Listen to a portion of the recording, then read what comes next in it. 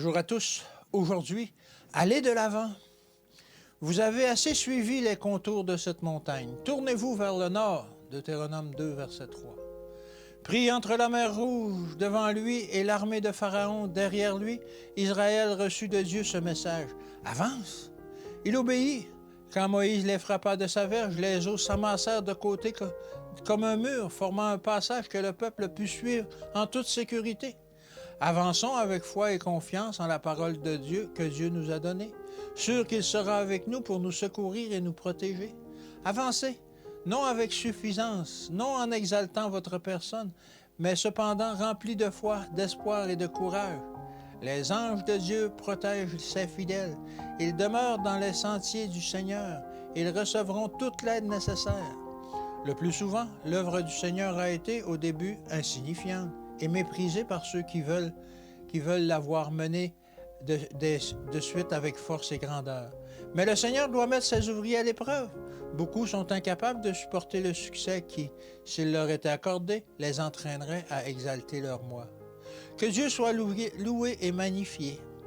Que les hommes marchent humblement devant lui et qu'ils le glorifient au lieu de se glorifier eux-mêmes. Ceux qui travaillent pour Dieu avec le plus grand succès sont ceux qui prient le plus et se placent quotidiennement sous la dépendance de Dieu. Dans bien des cas, le manque de moyens constaté est en accord avec le plan de Dieu pour que son œuvre soit conduite de la même façon que la majesté du ciel l'a fait.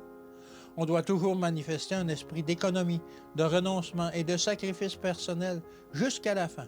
Jusqu'à la fin, l'Église devrait faire face à des difficultés pour que l'œuvre de Dieu reste pure et sans tache, pour qu'elle ne soit pas souillée par la fraude ou l'intrigue. Dieu purifiera chacune de ses institutions en chassant les acheteurs et les vendeurs dans le temple. Croyez en Dieu, suivez ses conseils, et il sera peut-être permis que vous rencontriez des difficultés. C'est alors que le Seigneur révélera sa puissance et sa sagesse en répondant à l'humble prière. Ayez confiance en Dieu. Il est un Dieu qui entend, qui exauce les prières. Il se révélera à vous comme un Dieu qui peut secourir dans tous les cas d'urgence. Le ministère de la parole ne repose pas uniquement sur ceux qui la prêchent, mais sur tous ceux qui la lisent et l'entendent. Le cœur des enfants de Dieu devrait être débordant de l'amour du Christ au point que leur louange et leur expression de reconnaissance réchauffent d'autres cœurs dans le besoin. Ce service, tout le monde peut le rendre et le Seigneur l'accepte comme s'il lui était rendu personnellement. Il lui donne de l'efficacité en accordant à l'ouvrier zélé la grâce qui réconcilie l'homme avec Dieu.